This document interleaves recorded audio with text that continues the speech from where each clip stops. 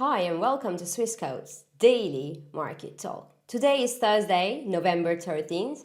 Optimism persists as the US government shutdown ends and a few strong technology results and headlines keep investor appetite alive. But remember, anything can change in a heartbeat, especially with the upcoming US economic data and the changing expectations around the Fed, or probably depending on the data, also will accelerate. So we'll cover all that and much more. But as always, remember, these are my personal views, these are my opinions, and this is not financial advice.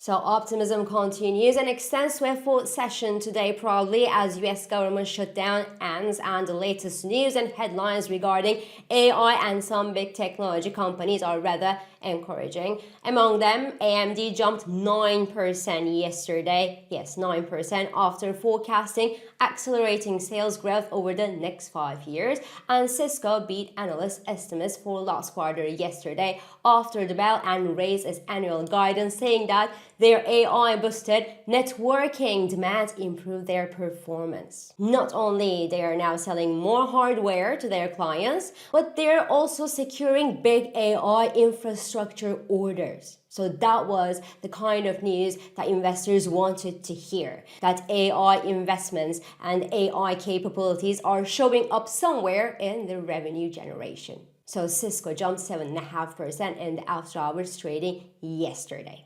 But it doesn't solve the overall puzzle of when the clients of Cisco, those who actually invest in these chips and networks and data centers and all the other capabilities, will turn these investments, these spending into revenue. And I'm afraid we won't have the answer this quarter. Nvidia will also probably announce another jaw-dropping results next week. But again, it won't mean that those who actually buy these chips and these data centers and all of these stuff are selling more products. Alibaba, for example, displayed slower growth in singles day sales this year despite using AI tools to boost activity, sending the stock price straight below the 50-day moving average yesterday. So we keep coming back to the same story. Big spending, delayed results. Now for China and for Alibaba particularly, the big story is not even AI, is that the consumer dynamics in China have been very, very difficult to improve since the pandemic disaster. While for the US, for example, consumers are under the pressure of the ongoing trade war, economic worries, Trump policies, and increased layoffs, partly due to AI replacing jobs and partly due to other happenings. But this being said, and thank you for your reactions and comments yesterday, many of us continue to believe that short-term pain and this AI transition period will lead to long-term gain, as it has been the case during the Industrial Revolution.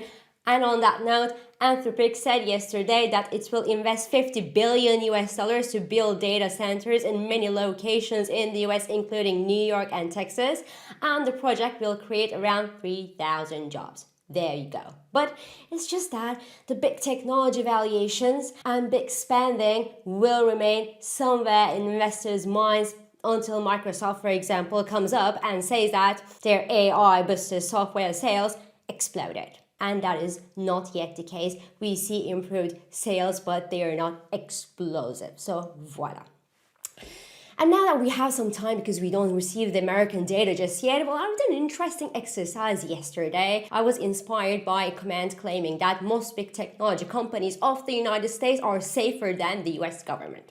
So I looked at corporate growth story through the lens of compound annual growth rates. For example, I pulled out their debt levels and compared these debt levels of the big technology companies with the US. And it is an odd thing to do, obviously, because we are comparing apples to spaceships there. The US is a government, whereas the technology giants like Microsoft or Amazon are growth companies. They are obviously riskier by definition and by nature.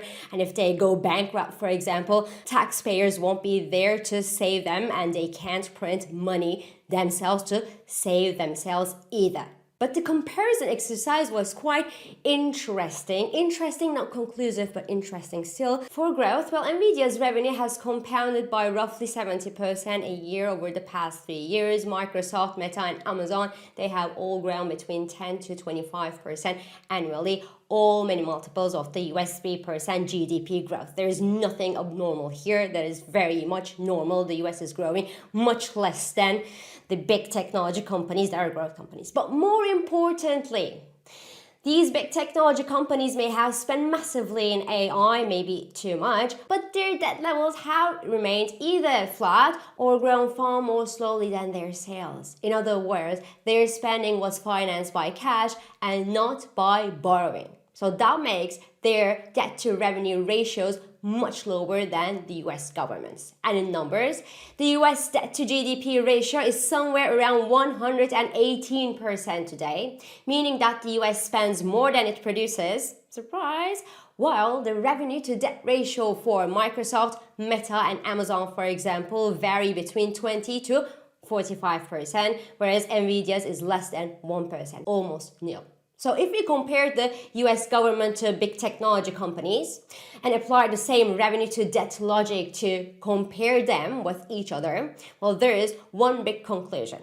It is that Washington would look like the world's most over-leveraged company out there. But of course, there is more to the story. As we move on, big technology started selling bonds to finance their increased spending, and more worryingly, they started teaming up with private equity companies to make them take on part of their debt to keep debt off their balance sheet. That remains something a bit disquieting and something to watch. And for the safety story, the US government is obviously safer than the big technology companies, but it is safer as long as investors are willing to finance the US debt by buying its bonds despite the exploding debt. For now, they do, but the DM debt, so the developed market debt, altogether is now seen as being riskier than before, which maybe also explains why investors keep flocking into the riskier pockets of the market today, especially technology names, and just keep buying despite high valuations. And another thing to say just before we move on, we can't wait to see how Rachel Reeves, for example, will do in the UK's autumn budget by the end of this month to keep investors on board. She will have to increase taxes probably. She will have to increase taxes for sure. So that ultimately means that the UK, for example, will have to finance its own debt. So what I'm trying to say here is that the safe status is easier to lose than many things. So maybe the big technology companies don't have it, but the US government is about to lose it. Anyway, that was a long discussion to have. Coming back to the market dynamics. Futures are in the positive territory at the time I'm talking here. Sentiment is more risk on than risk off this week. Investors are full of hope that the upcoming US data will clarify the Fed's December intentions or possibilities, but because the chances for a December rate cut from the Federal Reserve have come down to a coin toss, basically, any piece of data from the US could flip expectations for the Fed in one way or the other. Now, I'm not going to lose my time here speculate on whether the US data will come in time before the Federal Reserve's next decision in December. We will see that, but as it flows in, we will be watching the market reposition itself, and it's going to be very interesting. So I don't have any guests today. My guests for the next few weeks are as good as anyone else's, but I know that it's going to be interesting and there could be some volatility. What's clearer though here in this whole story is that sentiment among the oil bulls keeps deteriorating. OPEC yesterday released its latest monthly report saying that supplies exceeded demand sooner than they predicted. Due to the rising non-OPEC production. And especially the US production. So the report sent US crude straight below the $60 per barrel level, and even the IEA's prediction that global demand will keep growing until 2050 from around 100 million barrels per day today to 113 million barrels per day in 2050. Well, even that information couldn't bring the bulls back to the market. The barrel of US crude is testing the $58 per barrel support this morning with enough momentum to justify a deeper dive below the $55 per barrel mark that acted as a solid support so far this year. So this is all for today. I'm İpek Özkardeşkaya, and thank you for joining me, and thank you for all your beautiful and supportive comments. I hope this episode of Market Talk has been helpful and it has been insightful to you. So please do not hesitate to leave your comments, your reactions, and your questions below as usual. Follow us on Instagram, on X, on LinkedIn, but also on WhatsApp, Threads, Telegram, and Blue Sky for regular market updates. Subscribe to our YouTube channel for daily market comments, and this is important. Please don't forget to hit the like button on these videos if you like them, to show us that you like them. So I will meet you again tomorrow, and until then, good day trading. Trading and investing carry risks, including capital loss. CFDs in digital assets are volatile and not suitable for everyone.